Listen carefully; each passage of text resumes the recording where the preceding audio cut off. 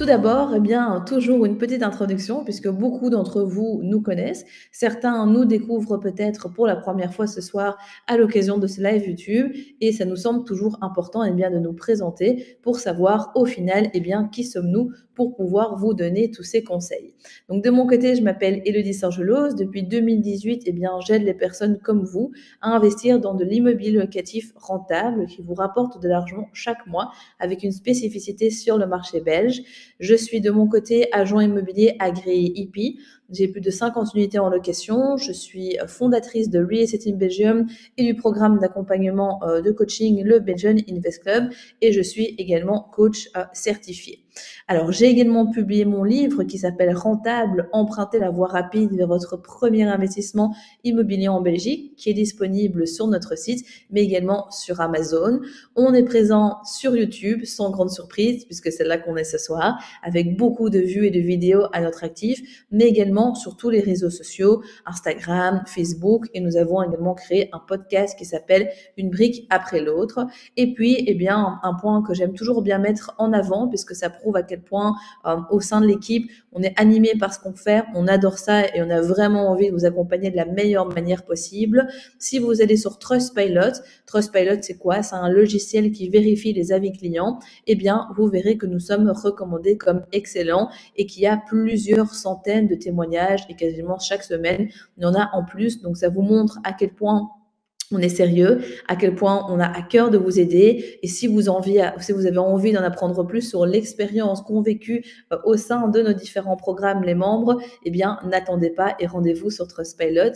Mais également, on est recommandé aussi comme excellent sur Google My Business et on a aussi, bien évidemment, des dizaines et des dizaines d'études de cas sur la chaîne YouTube. Certaines que vous connaissez peut-être déjà si vous nous suivez depuis un moment.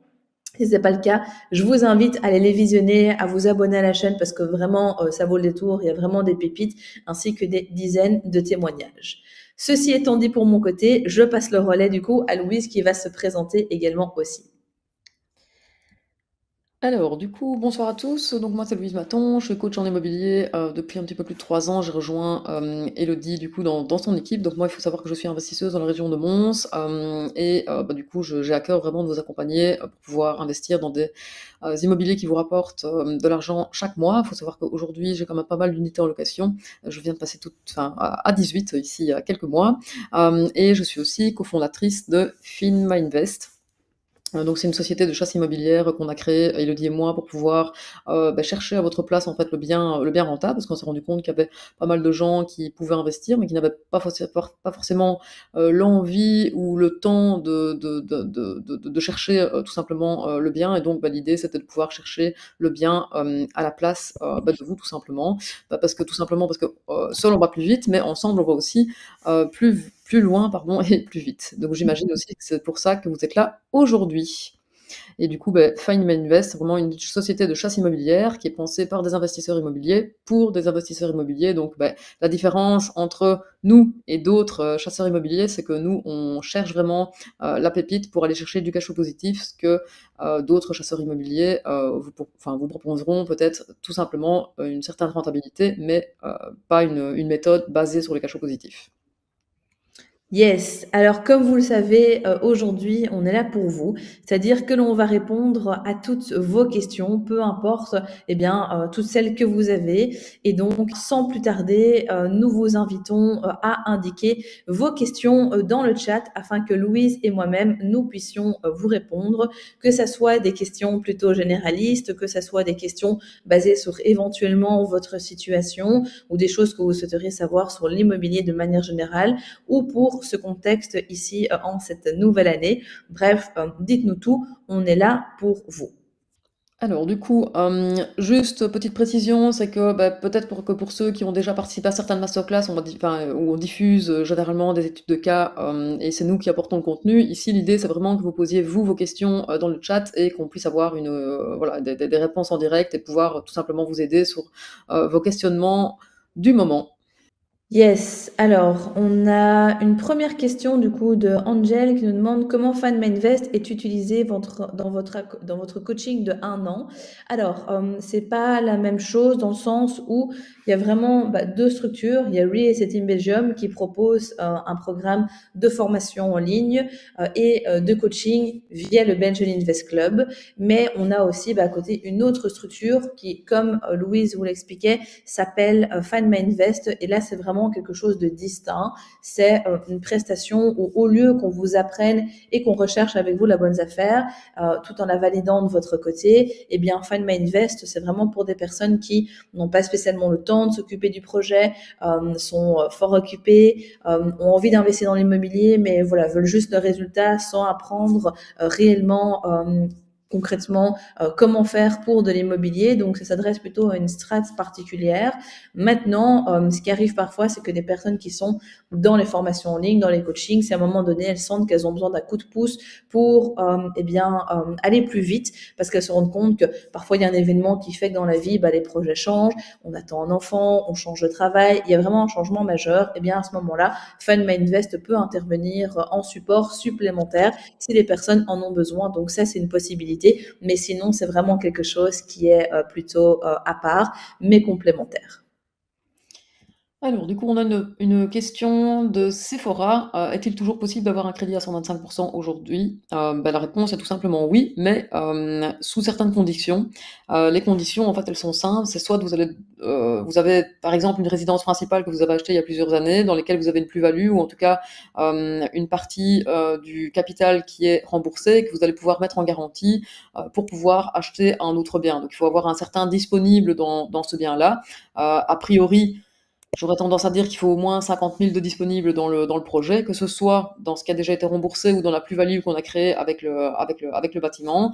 Sinon, vous avez aussi la possibilité, dans votre famille, par exemple, s'il y a des biens qui sont déjà en partie ou tout payés, eh bien, vous avez aussi la possibilité, évidemment, avec l'autorisation de la personne, hein, de le mettre en garantie. Ou si, par exemple, vous avez la possibilité d'avoir de l'argent à prêter ou autre et de le nantir sur un compte, c'est aussi une possibilité, en fait, pour faire effet de levier pour avoir accès au crédit à 125%. Donc ça, ce sont les différentes possibilités pour obtenir encore le 125% aujourd'hui. Donc c'est encore tout à fait possible, mais il faut pouvoir mettre quelque chose en garantie, tout simplement. Yes, alors William nous demande, j'ai une question, j'ai 6 maisons dont 5 en location et un garage. J'ai fait cela sur 3 ans, j'aimerais aller plus vite, mais je ne trouve pas de solution. Acte d'achat, plus travaux, plus remise en garantie. Alors en fait, ce que toi tu voudrais savoir, c'est comment tu peux peut-être obtenir plus de financement, faire plus avec ce que tu as, etc. Est-ce que c'est ça ta question en tant que telle, William? N'hésite pas du coup à la poser de manière plus précise. Et quand vous posez vos questions, au plus on a de contexte, de détails, au plus facile c'est. Ce qui est sûr, c'est que c'est toujours les, entre guillemets, conseils de base que l'on va prodiguer. C'est de toujours faire les meilleures opérations possibles, générer du cash flow positif, garder ce cash flow positif pour pouvoir retrouver une épargne le plus rapidement possible. Épargne qui, à un moment donné, vous débloquera si au niveau de la banque, ils demandent des fonds propres, remettre des biens en garantie, refaire des financements. Ça, c'est vraiment les bases pour continuer à investir et toujours avoir une épargne derrière et un rituel d'épargne en dehors de vos projets immobiliers pour le faire. Après, quand la situation s'y prête, c'est pas le cas pour tout le monde, mais le fait de pouvoir investir avec sa société, si vous êtes indépendant ou chef d'entreprise, va permettre d'investir avec un vecteur supplémentaire et donc potentiellement de faire des opérations en parallèle. Donc ça pourrait être quelque chose qui pourrait être envisageable à ce niveau-là. Mais encore une fois, c'est du cas par cas parce que ça ne s'adresse pas à tout le monde, l'investissement en société. Alors, on a une question de Madame Annelise. À l'heure actuelle, est-il encore intéressant de rénover un grand bâtiment avec un projet de colocation ou est-il préférable d'opter pour des appartements? Alors, c'est une question assez vaste parce que ça va dépendre dans quelle région on va vouloir investir.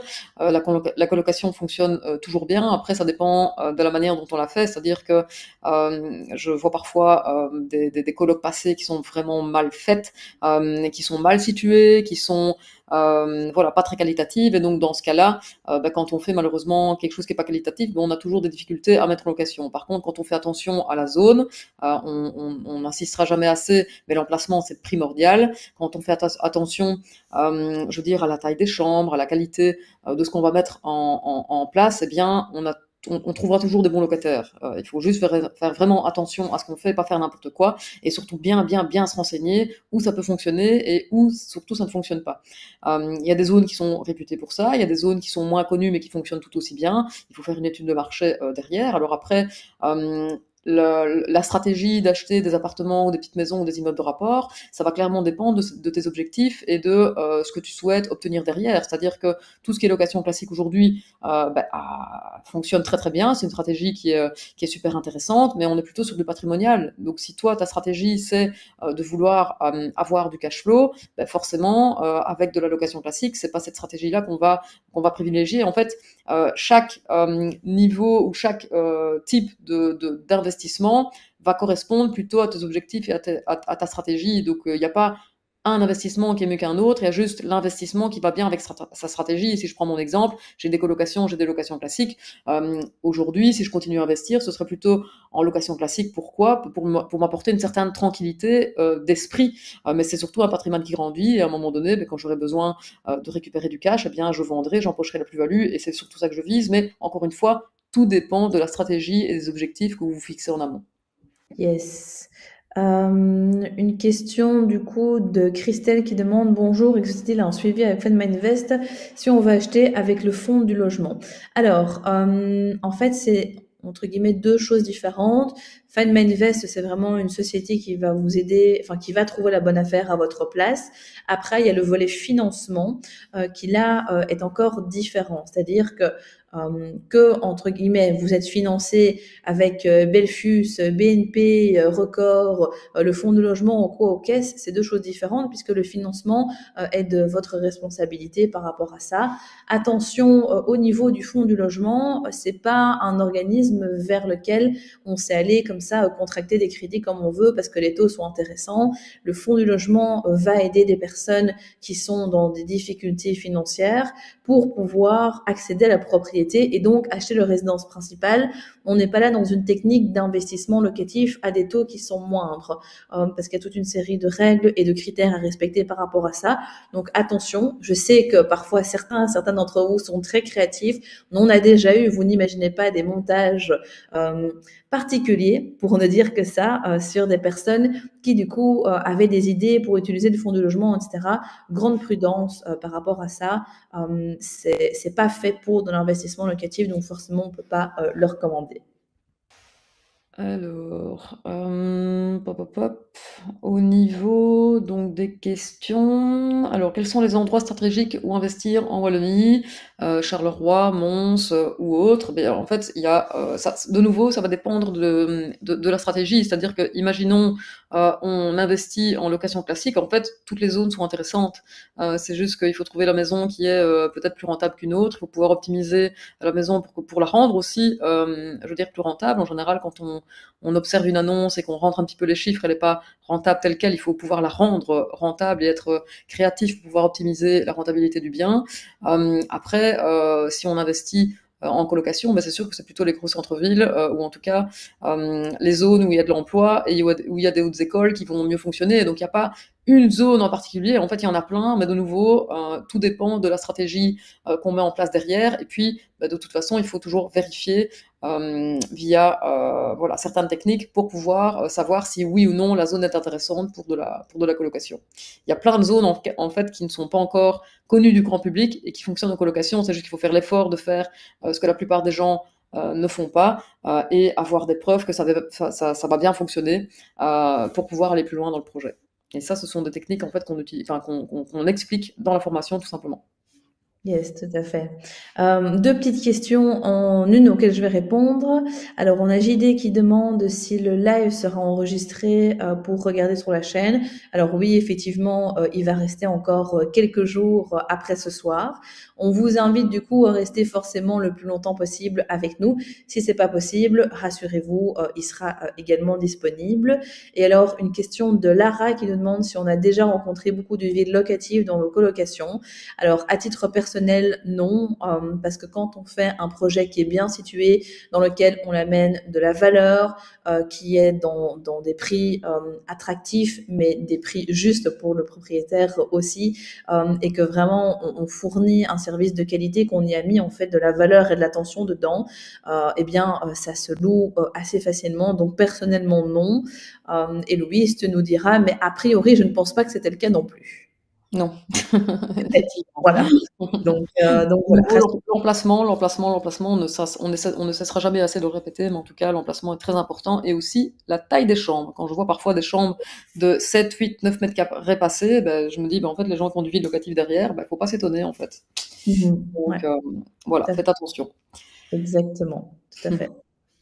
Alors, au niveau alors, c'est une question qui revient régulièrement de Nathan. Donc, bonjour, concernant une colocation par rapport à des cotes, à part au niveau du bail qui sera différent, est-ce qu'il y a des normes ou des lois qui diffèrent auxquelles faire attention pour les propriétaires? Donc oui, il faut savoir que entre des cotes officielles et entre la colocation via bail de colocation, effectivement, ce sont deux législations qui sont complètement différentes. Et attention à ça parce que on raconte parfois beaucoup de choses autour de ça. Donc il faut savoir que aujourd'hui, en Wallonie, il y a deux stratégies. La stratégie la plus simple, c'est de partir sur le bail de colocation avec pacte de colocation. Donc là, ça reste une maison unifamiliale tout à fait classique. Il n'y a pas de travaux en plus, normes pompiers ou quoi ou qu'est-ce à respecter. Vous restez tout simplement sur une maison unifamiliale tout à fait classique. Donc si à un moment donné, vous en avez voilà, vous n'avez plus envie de faire de colocation et que vous avez envie de repasser sur une location classique, eh bien, vous revendez vos meubles et vous mettez en location la maison de manière tout à fait classique à une famille. Par contre, si vous voulez vous lancer dans les cotes, là, par contre, la législation est complètement différente. On est sur, en fonction des zones, un permis d'urbanisme en amont, avec l'autorisation du coup de l'urbanisme pour pouvoir faire une maison avec 4, 5, 6, 7, 8 cotes, parfois plus. Mais alors là, du coup, la législation, elle est plus compliquée. C'est-à-dire que déjà, il va falloir obtenir le permis d'urbanisme. Dans certaines villes, ils ne l'accordent plus. De un. De deux, il va falloir répondre à toutes les normes pompiers et des normes de taille, de dimension par rapport aux différentes pièces. Donc il y aura des tailles au niveau des chambres qui devront être respectées, au niveau des communs, au niveau des salles de bain, des cuisines, etc. En fait, il y a énormément de normes qu'il faudra respecter et surtout, il faudra aussi respecter des normes pompiers. Donc si c'est pour faire moins de 6 chambres, c'est pas la peine de se lancer là-dedans parce que ça va être très compliqué pour avoir finalement la même rentabilité qu'on aurait eu en 4 chambres parce que ça rajoute énormément de frais en fait je veux dire, à toute la maison, parce que tout ce qui est normes pompiers coûte assez cher. Et il faut savoir aussi qu'une fois qu'on aura eu le permis d'urbanisme, après on va réclamer les permis locatifs, et une fois qu'ils seront en place, vous aurez la possibilité de louer chaque chambre avec un bail individuel, mais attention aussi, vous serez redevable de taxes supplémentaires par rapport à votre mise en location, et de mémoire, les taxes, elles sont entre 225 et 270 euros par an par chambre. Donc c'est pour ça que en dessous de si c'est juste pour faire une cinquième chambre, ça vaut absolument pas le coup d'aller plus loin. Si c'est pour faire plus de 6 chambres, là peut-être que la question peut se poser, mais attention, renseignez-vous bien en amont parce que dans certaines communes, ce n'est plus possible de faire ce genre de projet. Voilà, comme ça vous avez bien compris la différence entre les deux. Yes, ça c'était la réponse complète, donc c'est top. S'il persistait un doute sur ces informations-là, bah, je crois qu'il a été levé. Donc merci Louise pour tout ça. Alors, Lara nous demande si on prévoit en présentiel prochainement pour les personnes qui ne suivent pas encore votre programme. Alors oui, tout à fait, on aura un événement qui sera organisé au mois d'avril et on vous tiendra très très prochainement informé par rapport à ça. Et petite question rapide aussi du vilain petit canard qui nous demande si les crédits, si les banques font encore des crédits à 100% plus frais de notaire. Alors c'est ce qu'on disait en début de live, mais tu n'étais peut-être pas là. C'est le cas, mais mais à certaines conditions, notamment avec, pour résumer, les mises en garantie, refinancement, nantissement et compagnie. Et donc, il faut effectivement avoir un de ces effets de levier-là pour aller chercher du 125%. Alors, on a Akhenaton, ah bon, c'est quoi pour vous la taille d'une chambre standard? Ben, disons que pour une colocation, en tout cas, pour moi, le minimum du minimum, c'est 11 mètres carrés. Vraiment, s'il y en a une de 10, ça peut passer, mais je n'en ferai pas plus au niveau des chambres, plus qu'une. Tout simplement pourquoi? Parce que c'est toujours celle que vous allez avoir du mal à louer. Les gens aujourd'hui veulent dormir dans un lit double et pas dans un lit simple. Et donc, à partir du moment où vous vous offrez des belles qualités de chambre, vous aurez beaucoup plus de facilité à louer. Donc, vraiment, faites attention à ça. Parce que c'est généralement lié aussi avec du vide locatif derrière. Yes. Alors, Giuseppe nous demande comment faites-vous lors de la visite pour dire, OK, ça va être possible, 300, 400 euros de cash flow avant même de l'acheter. Alors, c'est sûr que quand on démarre, qu'on n'a pas spécialement beaucoup de connaissances, c'est impossible en fait de savoir ça. Mais la bonne nouvelle, c'est que tout s'apprend et que c'est surtout une question de méthodologie. C'est-à-dire que, et c'est notamment ce qu'on fait dans les programmes de formation en ligne, des coachings, c'est qu'on vous apprend toutes les bases de l'immobilier, vraiment les fondamentaux. Et puis, au fur et à mesure, on voit comment calculer une rentabilité, comment estimer le montant de ses travaux, comment estimer la demande locative, comment fonctionne un marché, etc. De sorte que, en fait, vous allez déjà sur place en étant aiguillé et fort de toute une série de connaissances que vous avez emmagasinées grâce à ça. Et puis après, avec vraiment des outils spécifiques qu'on a au sein des programmes, on vous calibre véritablement ça pour que vous puissiez directement voir avec plusieurs grilles d'analyse. Les chiffres en sont une, mais il y en a bien d'autres également, de sorte qu'en fait, assez rapidement, on se rend compte de si oui ou non on est en présence d'une bonne affaire, et si c'est le cas, de combien de cash flow cette affaire pourrait rapporter, ou s'il faut négocier, passer son chemin, etc. Et puis, bien évidemment, au fur et à mesure du temps, sur un premier projet, on emmagasine beaucoup d'informations, mais après, ça va de plus en plus vite, de sorte que au niveau de Louise et de moi-même, on voit des annonces, on voit très clairement à la grosse louche directement ce que ça pourrait donner comme résultat, mais tout ça s'acquiert bien évidemment. Alors, bonjour, que faut-il faire? À quoi faut-il faire attention lors de l'achat de sa première résidence et comment faire baisser le taux d'intérêt au maximum? Alors, il y a deux questions en une.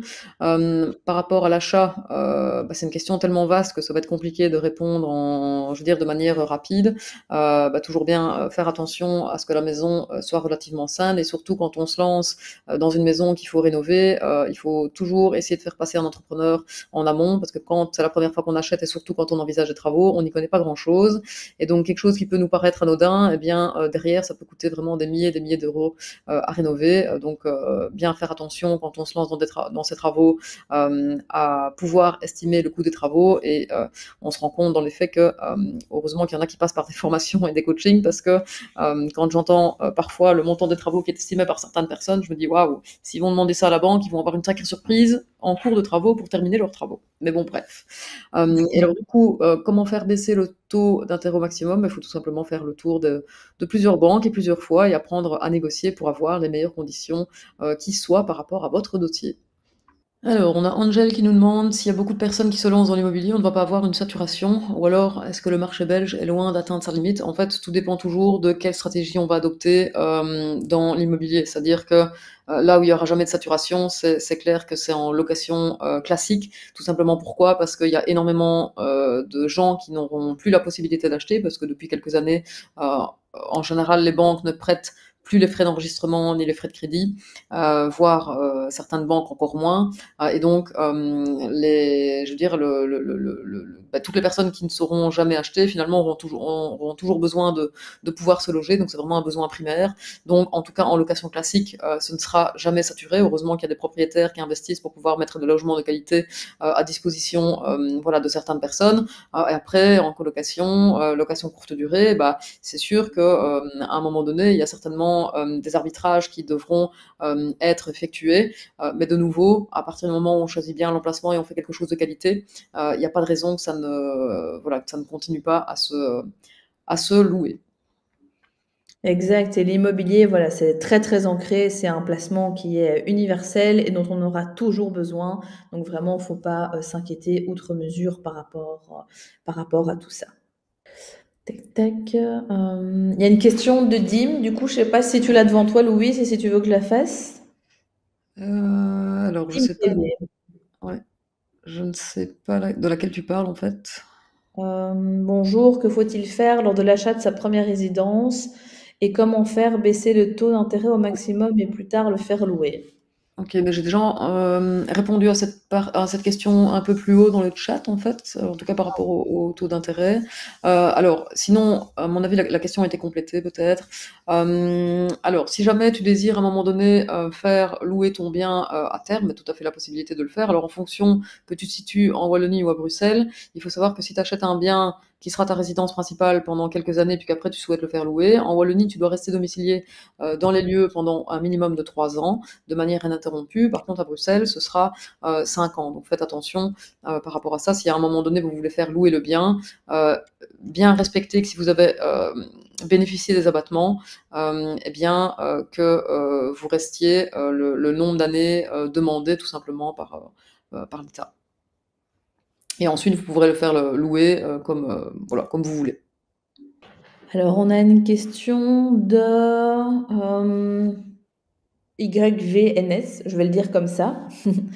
Pour un salaire de 2200 par mois avec une mensualité de crédit de 950 euros, est-il bon pour un célibataire? Alors, c'est une question assez vaste, mais si a priori tu n'as pas de crédit voiture ou de crédit à la consommation, de crédit quelconque autre que les 950 pour ton crédit à toi dont tu nous as fait part, il y a effectivement encore un petit peu, pas beaucoup, mais un petit peu de disponibilité pour pouvoir contracter un crédit. Si tu as des fonds propres derrière à injecter dedans ou un bien éventuellement à mettre en garantie, ça pourra faciliter la chose. Parce qu'en moyenne, il faut garder un reste à vivre de 1000 euros par mois. Donc c'est un petit peu au cas par cas. Tu vas pas savoir acheter non plus un immeuble de rapport de 10 unités, on va pas se mentir, mais il y a certainement possible de faire encore quelque chose dépendamment de la globalité de ta situation. Alors, on a une question de XBXLO, les revenus Airbnb sont-ils taxés différemment? Beaucoup d'articles parlent de la fin d'Airbnb, des taxes des revenus professionnels. Il faut savoir que les revenus Airbnb sont taxés depuis plus que maintenant. C'est juste qu'on en parlait moins actuellement. C'est juste que maintenant, Airbnb en fait livre les revenus et les envoie directement au fisc. Donc là maintenant, vous ne pouvez plus faire comme si ils n'existaient pas. Mais il faut savoir que si vous faisiez les choses dans les règles depuis plusieurs années, vous deviez de toute façon déjà déclarer vos revenus Airbnb. Donc pas de surprise en fait que les revenus Airbnb sont taxés. En fait, ils le sont depuis de nombreuses années. C'est juste que maintenant, vous ne pouvez plus passer à travers. Il faut obligatoirement les déclarer. Yes, alors, Toto, donc, et si on reste domicilié dans le bien, on en a fait une colocation dans laquelle on habite à Bruxelles, c'est possible? Alors oui, c'est possible, tant que toi, ben, tu restes domicilié, donc 5 ans si tu as bénéficié de l'abattement à Bruxelles, il y a aucun problème à le louer, derrière aussi. Alors, on a encore une petite question de Dim TV. Comment estimer le PEB?